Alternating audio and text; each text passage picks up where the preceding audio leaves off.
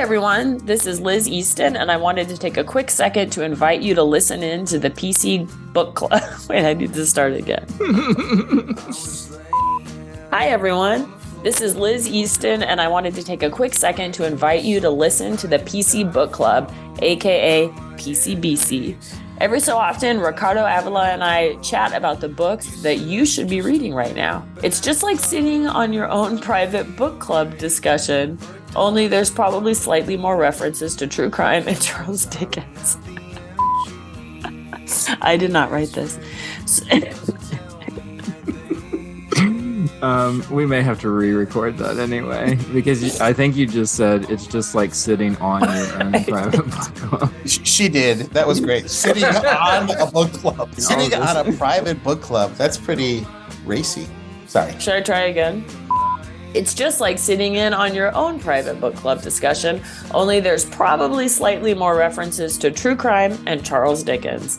So if you're looking for the class with an occasional dose of the sass, then check out the PC Book Club right here on the Popping Collars feed. Class and sass.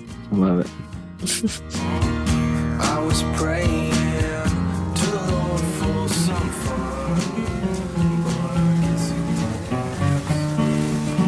This land is your land, and this land is my land.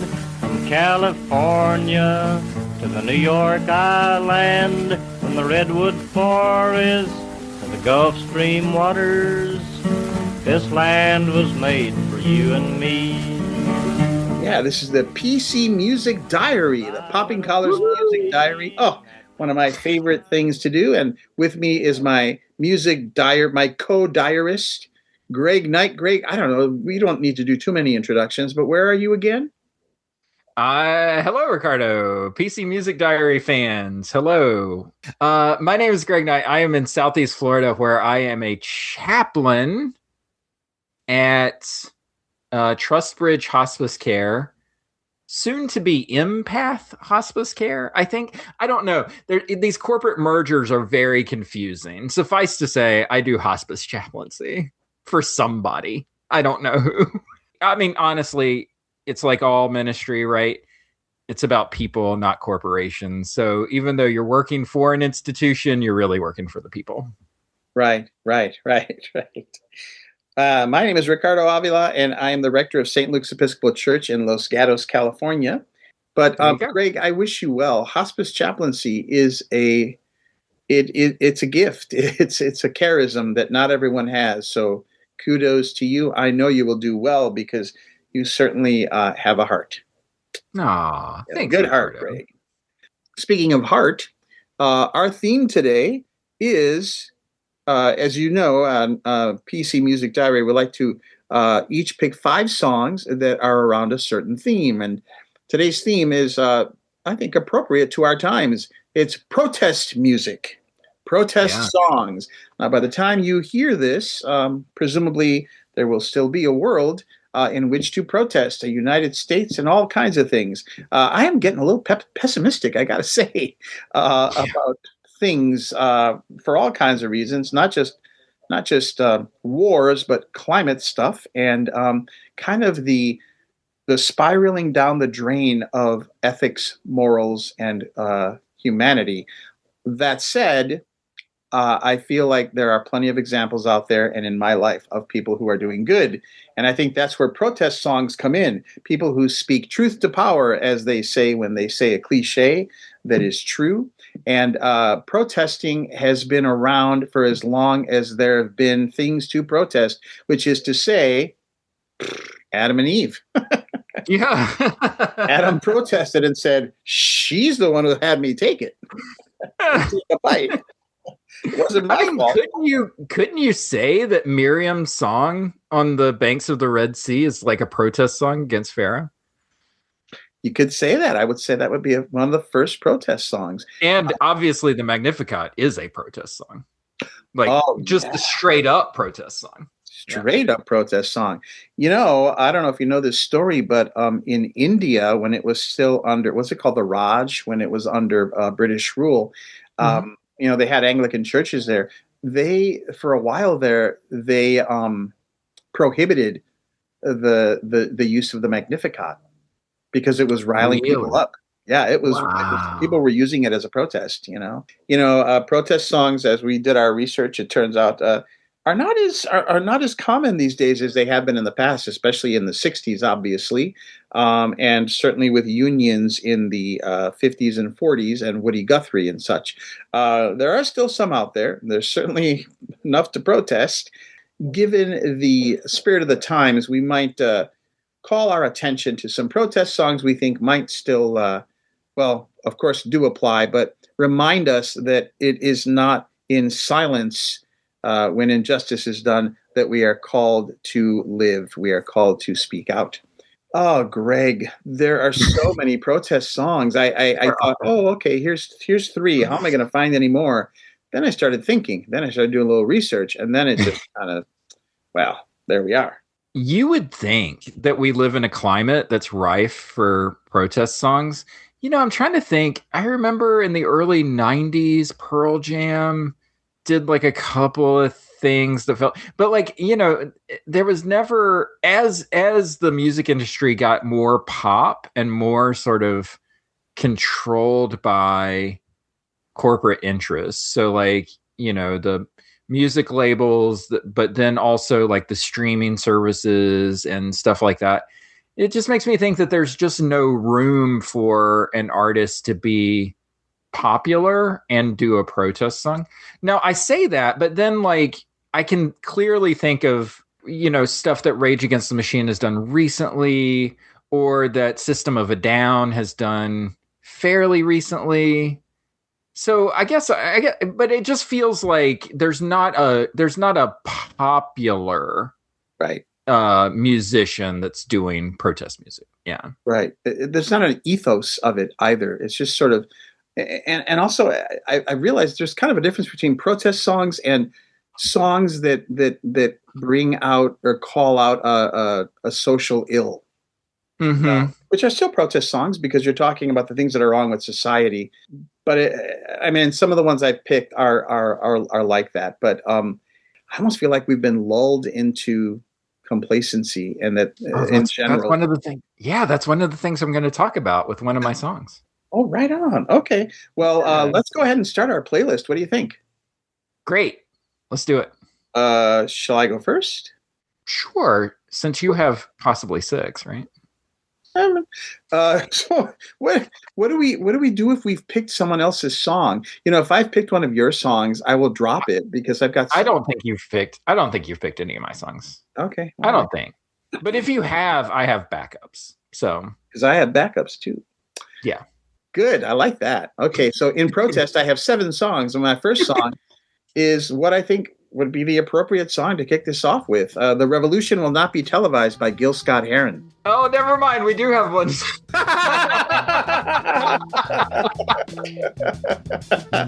You will not be able to stay home, brother.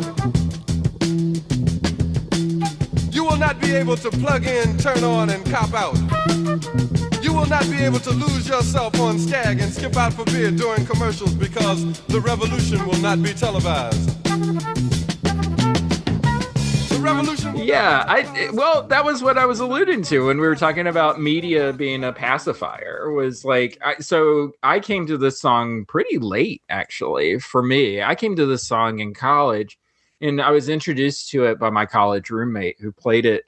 I think he had a record, and I just remembered listening to it and thinking, oh my gosh, this is so cool, because it was almost like clearly this was somebody who had something to say and wasn't going to try to fit it into music conventions in order to say it. He was just going to say it out with music as the background, right?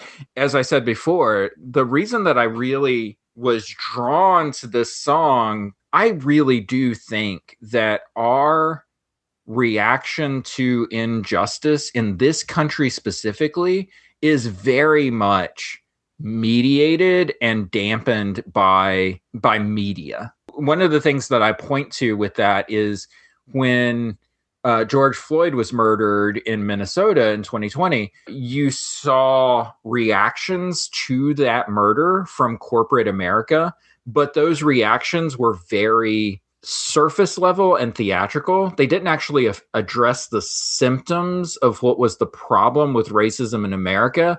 They just gave lip service to things like unity and togetherness and stuff like that. And I would point to the NFL. The NFL, what they did was, we're going to put the phrase "end racism" in the back of our end zones, not on the field, which is like seen constantly during the game, but only in the end zone, which is seen very infrequently when teams score.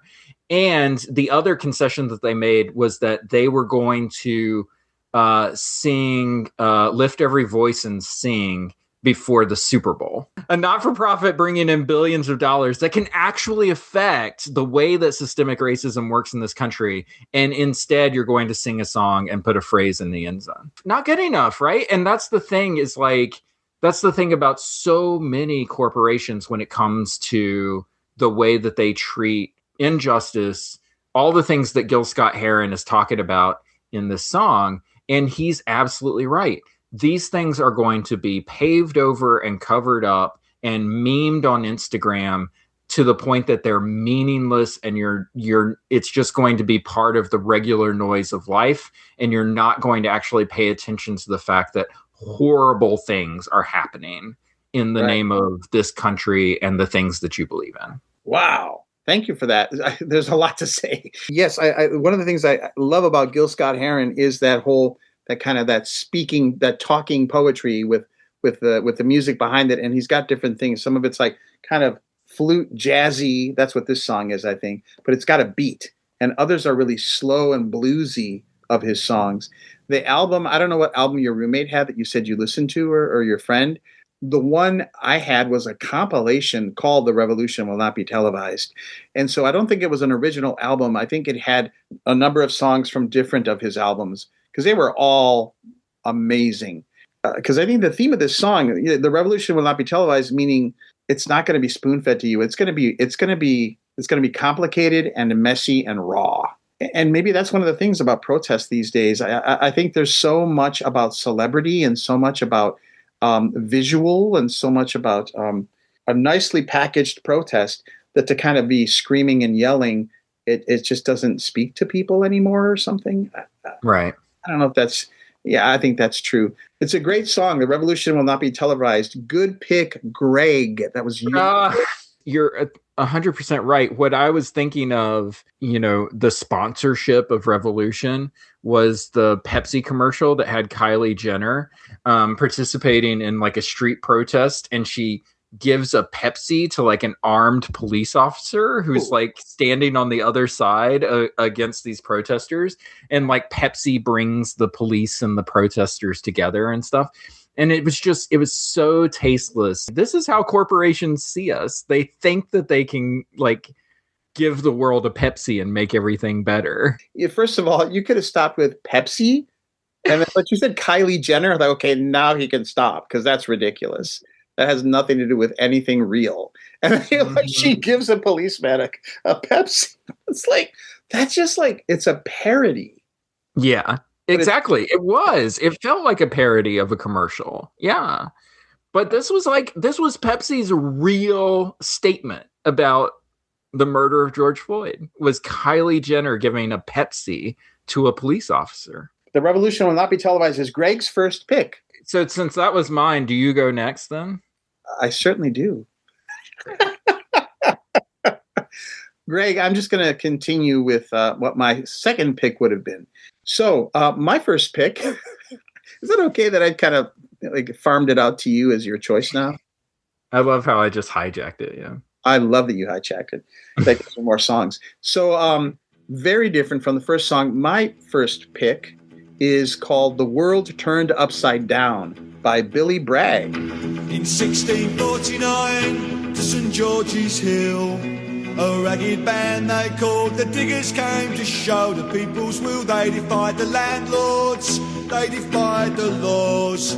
They were the dispossessed, reclaiming what was theirs. We come in peace. I fell in love with Billy Bragg in the 1980s. I was in college, and he was a communist, a British communist with a very thick British accent. There was a CD called Talking with the Taxman About Poetry.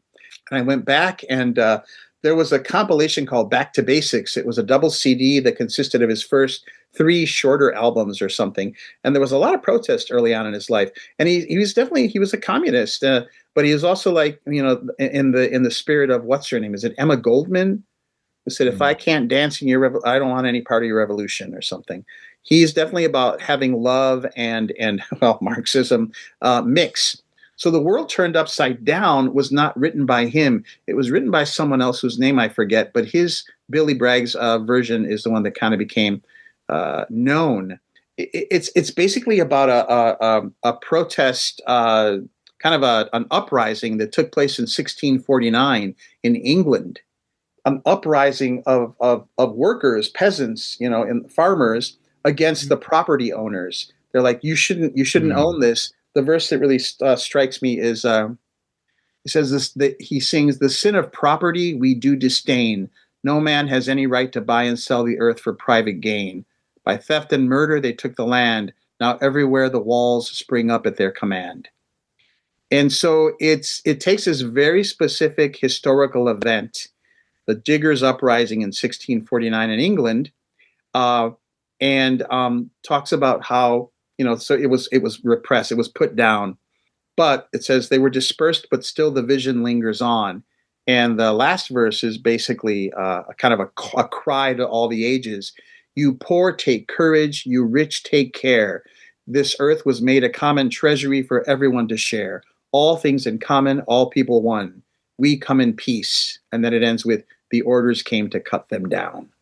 So it ends sad. It ends sadly, but it's that cry of, like, you know, there's this universal thing of the haves and the have-nots, and we have to level the playing field. And it's got a good beat, and it's a great song. And I love that it's got that historical angle, because that kind of, you know, it places it in an ancestry. Like this is, those Diggers were the ancestors of the, you know, the George Floyd, Black Lives Matters in a weird way. Mm-hmm. That idea of speaking up against the oppressor. It's a great song. The World Turns Upside Down by Billy Bragg. Great. Awesome. All right. So since the first song was a shared song between the two of us, I think that this counts as my first song. Okay, great. Yeah. Gil Scott-Heron was sort of the overture. That's right. Yeah. What's your first song? Oh gosh, I picked a bunch of songs, but they're not in any particular order. So I kind of have to figure out what I want to pick next. Well, you know what? Because you were just talking about organizing and stuff. Yeah, I think that union songs are a big factor when it comes to protest songs. I think that, you know, obviously like the Woody Guthrie songs and stuff like that were huge. But when I think of like a union song, when I think of like an organizing song, I think of Joan Baez's Joe Hill. I dreamed I saw Joe Hill last night, alive as you and me. Says I, but Joe, you're 10 years dead. I never died, said he. I never died, said he.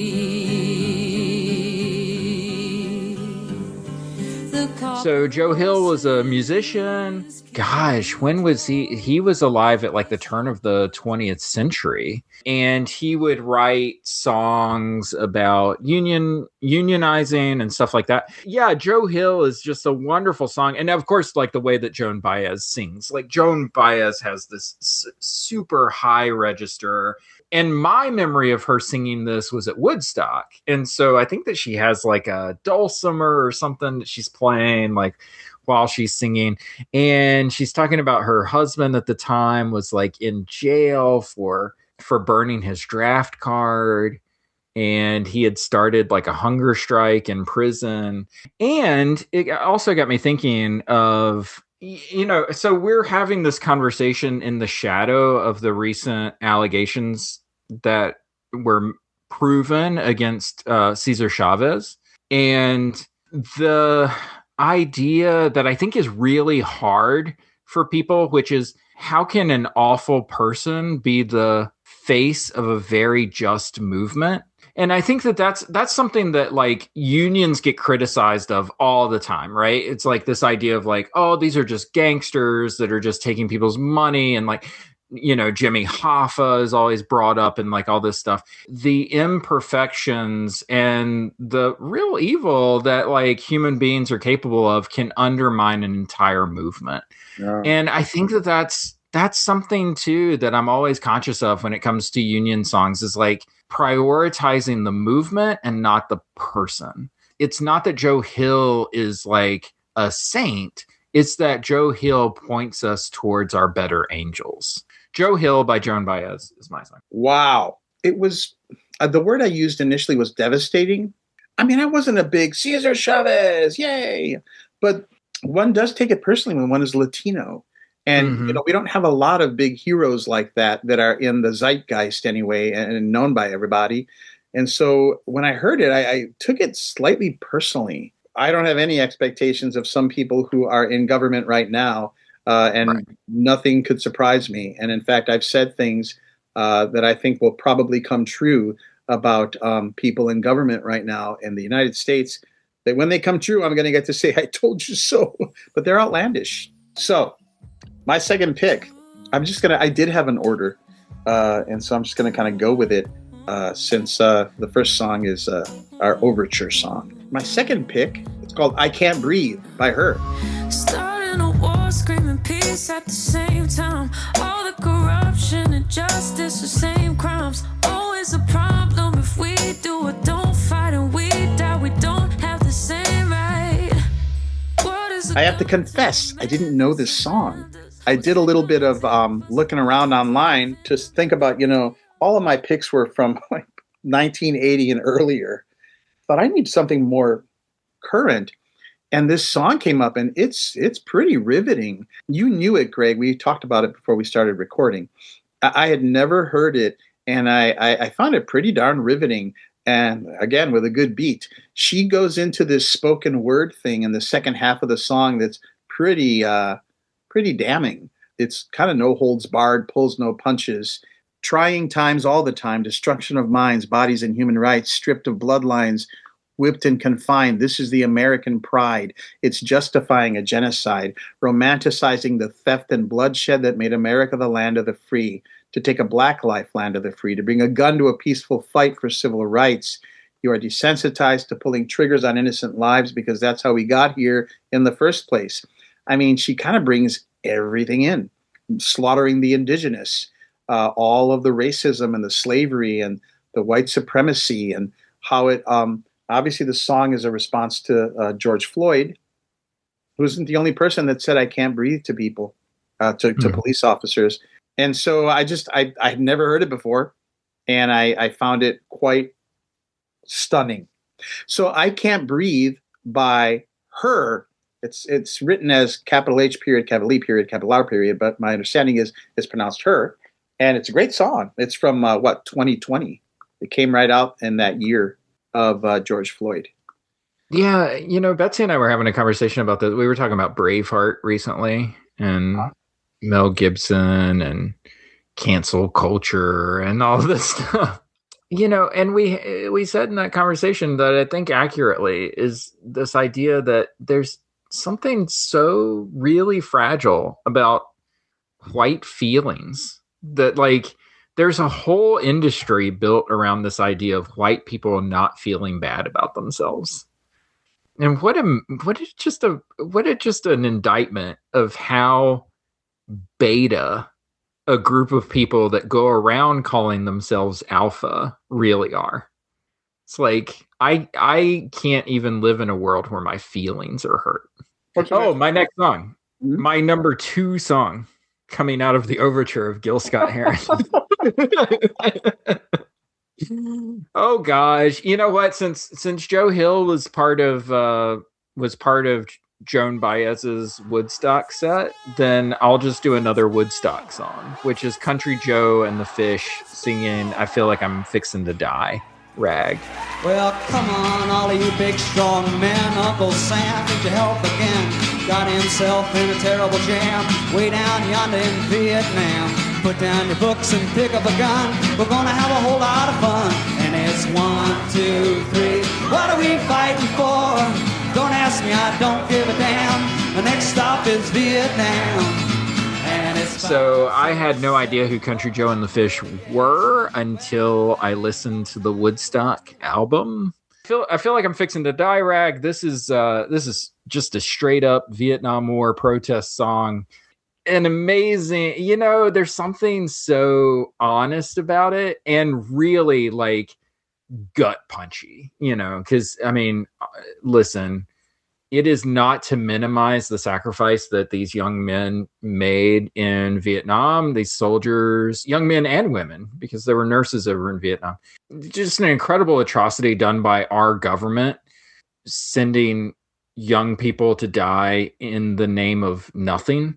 I think that this song calls that out in a very stark way. What I always understand, and I remember talking to veterans, like when I was at the VA hospital doing chaplaincy work, the reason that these guys are fighting is for songs like Feel Like I'm Fixing to Die, Rag, from Country Joe. It's like the reason that they're fighting isn't for people to all think the same thing and be the same way. It's for this great experiment of America where everybody's able to express themselves however they want to. I don't know. I feel like that gets lost in like political rhetoric a lot of the time. If you ever ask a veteran who they fought for the people that were beside them on that battlefield. But amongst the people like in service is a lot of different philosophies. And I'm just saying that this song may sound like Country Joe is downplaying what someone else is doing for this country, but in actuality, I think that they have more in common with each other than sort of talking heads would have you believe. Yeah, you're right. As you said, it's a biting commentary, mm-hmm. And it's not like we're anti-soldiers over there. It's like we're anti you getting killed. Yeah. I liked what you said about how there's differing opinions even in the armed forces about what they're doing there.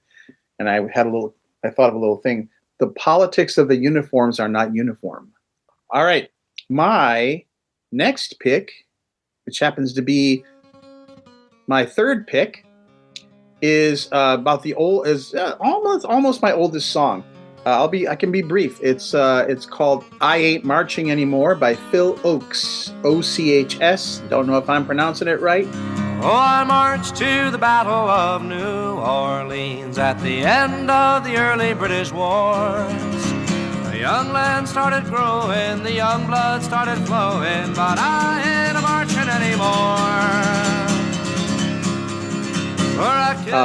But he was a 1960s guy. I believe he's from New York. The thing about this song, I couldn't decide whether to choose this song or a song by Donovan called Universal Soldier. They both say a similar thing.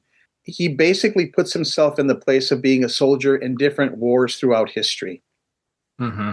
Says, I marched to the Battle of New Orleans at the end of the early British wars, but I ain't marching anymore. I've killed my share of Indians. I was there at Little Bighorn.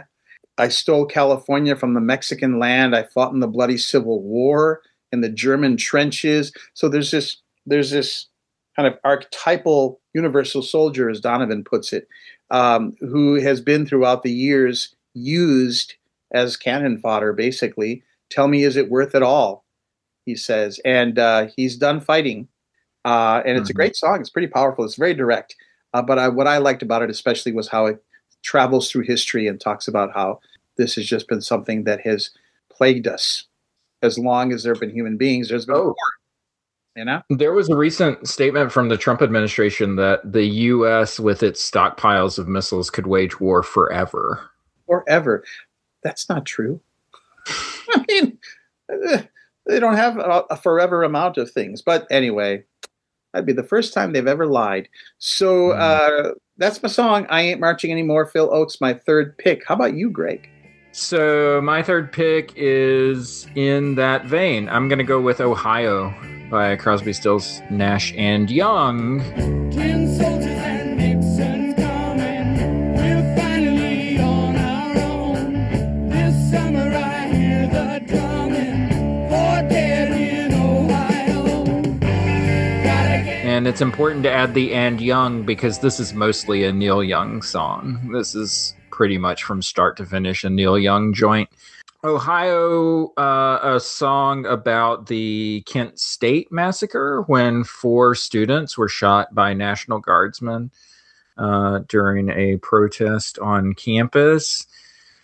I remember when this was considered to be a tremendous atrocity in this country and a tremendous scar and stain on our country. Then, in my lifetime, saw it happen again in Minnesota, as you mentioned before, with Renee Good and Alex Preddy, and more. You know, those are the 2 white names that we remember, but there are definitely more people of color who have been murdered by ICE agents in this country over the last year. You know, it's this deep sadness that I have for the fact that there is a Gestapo police force in this country. And we, you know, there's something about the American consciousness where it's just like, I don't know if it's that we're distracted or if we just don't, or if it's just that we're so blitzed by bad information that we just don't even care anymore. But like, I remember, you know, when the Iran war started, you know, just think about this, Ricardo. This is such an indictment of our country. We bombed a school with 180 girls in it. And if you poll Americans, the leading thing that they talk about from, you know, as like the worst part of this Iranian war is the fact that our gas prices are high. Yep. It's sick. So incredibly sad. It's so incredibly sad, and it's evil, and it's unjust, and it's everything that's anti-Christian, and yet it's Christian people who are waving these flags and saying that what it is holy. I just can't understand how we get to this. And I think that Ohio is a song about how do we get to this point in history where kids are being shot on college campuses. I just don't understand is what Neil Young is saying. And I, you know, 60 years later, I'm saying the same thing. I don't understand. Yeah. I mean, unfortunately, it's these days it's pretty consistent. I find it's the war in Iran and people caring more about gas prices than 175 dead schoolgirls.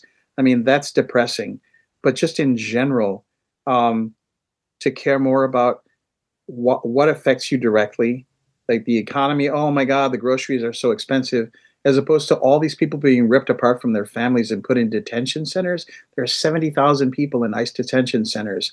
And the vast majority of them have no crimes other than coming here illegally. It matters to people, but if you want to get them to vote against you or for you, it has to be about what it's doing to their wallet, as opposed to what it's doing to ruin thousands of lives.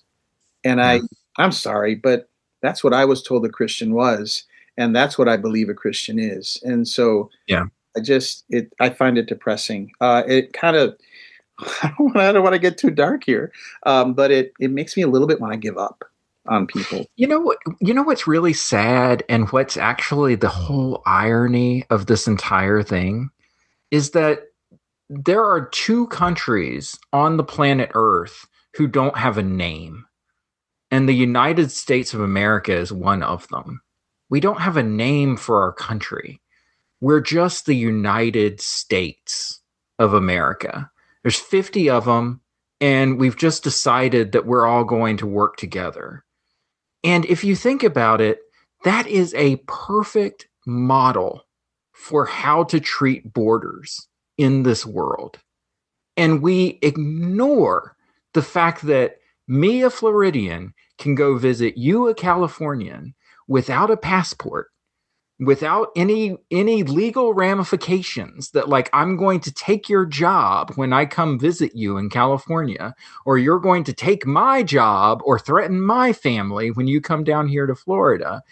And we have this tremendous model of what immigration and migration and travel can look like. And yet we are the awfulest when it comes to our national border. And it just totally, it's like a cosmic joke. It's like a big cosmic joke. Well, wow, good. Thank you. You matched my cynicism. That's good. Wait, what was your pick? I forgot. Ohio by Crosby, Stills, Nash and Young. Thank you.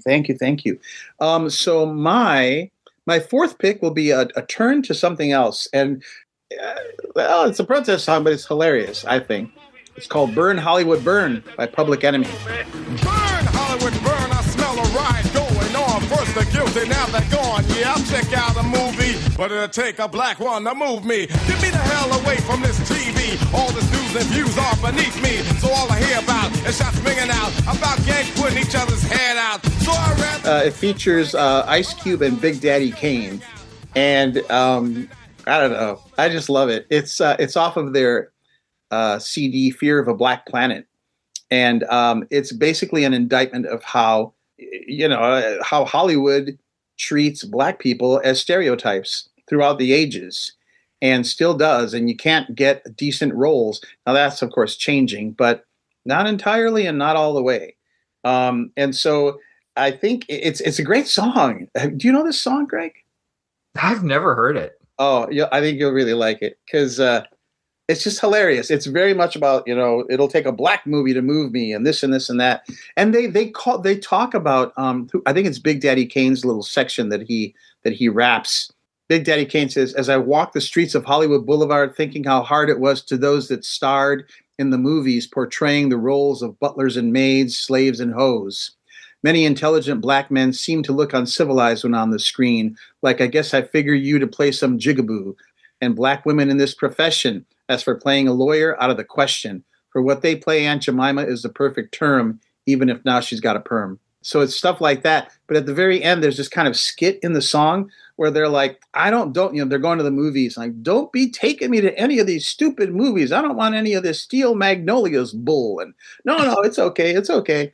And there's like an announcer that says, the voiceover, "Ladies and gentlemen, today's feature presentation, Driving Miss Daisy." Like, no, this is bull, blah, blah, blah, So it's just a great song because it takes something serious, makes it hilarious, and makes you realize how freaking true it is. And it's true. It's true now. It's true of all kinds, Asians. I mean, in the Episcopal Church, I know Asian American priests, Asian priests who were told by their standing committee, well, we'll ordain you, but there are no Chinese churches in our diocese. Wow. It's like, wow. Did I ask for one? It still happens. But Burn Hollywood Burn by Public Enemy featuring Big Daddy Kane and Ice Cube. It's great. And I think you'll like it. I love it. All right. How about you? Okay, number 4. Keeping in that vein, I will go with "Killing in the Name" by Rage Against the Machine. Some of those that work forces are the same that burn crosses.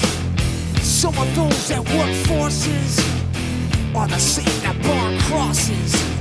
Some of those. "Killing in the Name" by Rage Against the Machine is former Speaker of the House Paul Ryan's favorite band. Oh. And favorite song. Wow. By Rage Against the Machine.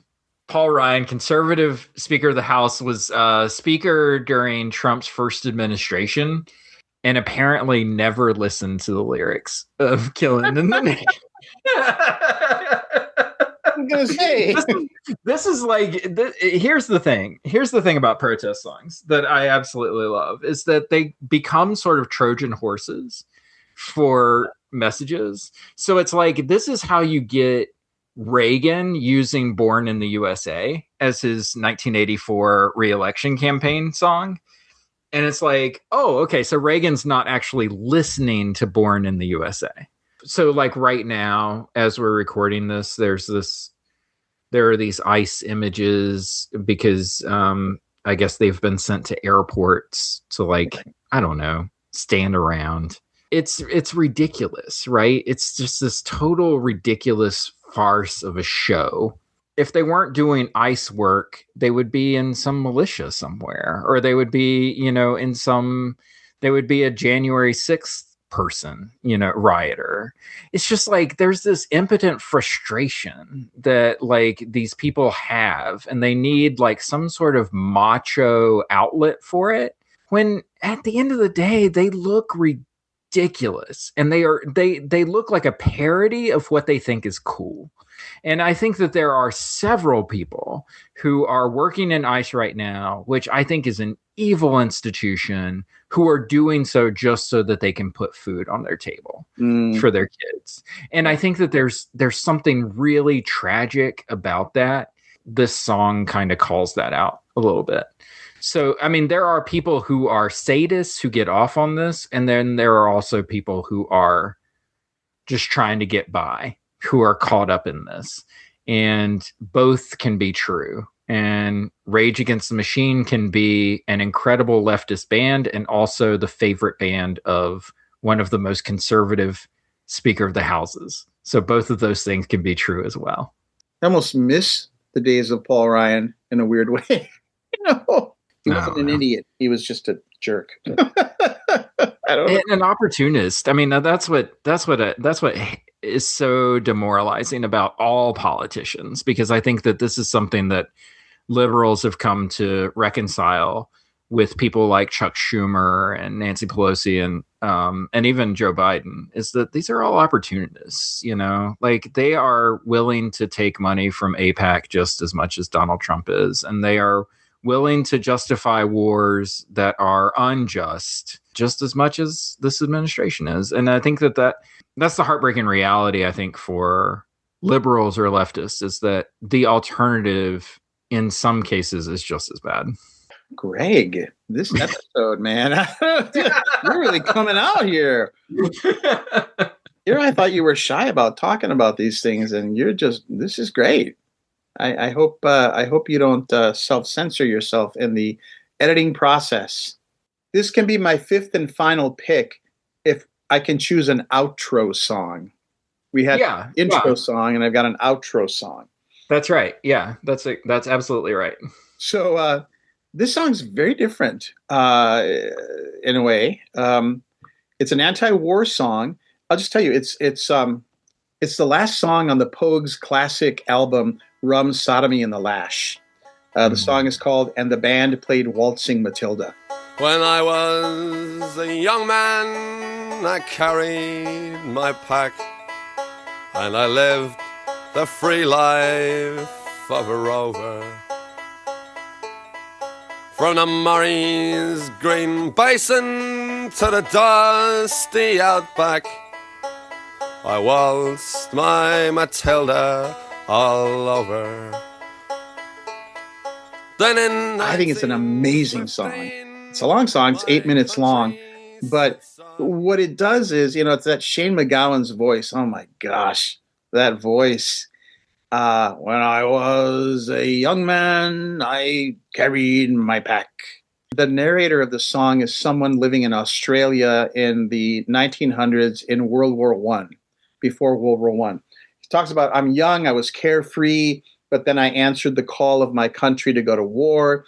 He goes to the Battle of Gallipoli, and loses his legs, and then comes back. And it's the whole song is his process, one person's process of being young and carefree, being enlisted, going to war, seeing the horrors of it, losing his legs, coming back. And there's this part in the song where it's kind of a slow song with like a banjo, and then there's more instruments, but that's kind of the central part of it. So it's almost like a folk tale. But he comes back on a ship full of the wounded and the maimed, and the people normally who would be waving flags as they come off. He describes the people looking at them and then just turning away in disgust. because they see the reality and they don't want to deal with it. And then it ends where he's sitting on his porch watching like a Veterans Day parade go by. And he says, and the young people ask me, what are they marching for? And I ask myself the same question. And Waltzing Matilda, I want to say, is it maybe like the national song of Australia or something? Hang on a minute. I remember Rod Stewart singing a rendition of Waltzing Matilda, I think on his Unplugged concert. It's so good. Wait, Rod Stewart has an Unplugged concert? Yeah, Rod Stewart did an Unplugged, I want to say in like the early 90s. Like, 90, like kind of like right after Clapton. I remember the Rod Stewart Unplugged, man. Yeah. You were an Unplugged fan. I loved Unplugged. Oh my God. Good job. So, it's the unofficial national anthem of Australia. It's an iconic bush ballad written in 1895 by Banjo Patterson, a poet. It's sort of doubly ironic because the band played Waltzing Matilda, and he sings in the song, at the end, he's got no legs and he's back from the war and he's devastated. He sings, Waltzing Matilda, who'll go waltzing Matilda with me? Well, no one will because his life is ruined. But it's an amazing song. I mean, it's this whole perspective, and it's a whole arc, a story arc of this young man and what happens to him in World War I. And it's Shane MacGowan's voice. So I highly commend it. It's as potent an anti-war song as I've ever heard. And because it's told from the inside, Yeah. It's not about, I'm not going to do this. And, heck you, hey, Mr. Government, I'm not listening to you. It's someone who just basically describes his experience and how devastating and how ruinous it was to his life. So, And the band played Waltzing Matilda by the Pogues is my fifth and final pick. Excellent. I'm going to close out with my last pick, which is going to be, speaking of war, my last pick is going to be War by Bob Marley and the Wailers. Oh, nice. Although, here's the thing. War by Bob Marley and the Wailers is what's going to be on our playlist. And absolutely, I love that song, and I love Bob Marley's take on that song. But that's actually not the version that I'm going to talk about. My version that I'm going to talk about is Sinead O'Connor's version of War. Until the philosophy which holds one race superior and another inferior is finally and permanently discredited and abandoned. Everywhere is war until... Originally done by Bob Marley and the Wailers. She never recorded it as a recording, but she did sing it on Saturday Night Live as the musical guest when she was on. And this is the famous performance where Sinead O'Connor a cappella sings War, and then at the end of the performance rips a picture of Pope John Paul II in half, and then makes the statement, fight the real enemy. And after that, Sinead O'Connor becomes a pariah in the entertainment world. She was mocked by the very next guest that came on as the guest host for the next week's episode, Joe Pesci, who talked about physically assaulting her as part of his monologue in that episode, which was met with riotous applause by the crowd. Yeah. She was booed off stage during performance at Bob Marley's folk festival. Bob Dylan. No, Bob Dylan. Yeah, sorry. Right. I got Bob Marley on the brain. Yeah, that's fair. Dylan did not help her in that situation, but Chris Christopherson did. He did. Bless his heart. Because Chris Christopherson is a real one. Yep. Just like all the Highwaymen. We're all real ones. There you go. Anyway, the reason that I want to talk about Sinead O'Connor's version of war is that this is the thing. This is one of the sides of protest that I think is super important, which is that they are rarely appreciated in the time that they're making their protests. Mm-hmm. And it takes real guts to stand up for what's right when no one else is standing beside you. Absolutely. And the thing about Sinead O'Connor and this particular protest is that she was telling the 100% truth about the atrocities that were happening in the Catholic Church. And no one would stand with her in that moment. And it is just such an example, I think, for people who call themselves Christians to actually see what that looks like and what it could cost you, but what it actually takes to stand up for what's right. And I am so proud of her, and I am so proud of her protest. I think that that should be something that if they ever did like the 100 best things that ever happened on Saturday Night Live, that should be number one, because it was actually something that was meaningful and made a difference in the world for millions of children that were abused by this institution. When I think about protest and I think about the power of protest, I think about the example of Sinead O'Connor and what she did in that moment and how no one stood by her except poor old Chris Christopherson. And yet at the end of the day, we can all look back and see the rightness of her cause. It really cost her. Mm-hmm. It did. And she said she didn't care at some point. So when she died, which was a couple of years ago now, I guess. Mm-hmm. It's funny that we bring up Shane MacGowan and Sinead O'Connor almost right next to each other. I did a little research and I preached about her actually in a sermon. And I didn't know until I did the research that she sang war, but she changed the lyrics a little bit, or she added some lyrics to talk about what was happening in Ireland with the Catholic Church, as you're saying, and to do that live. I didn't know back then that that's what she was protesting. I thought everybody was just angry because she ripped a picture up of the Pope that everybody seemed to love.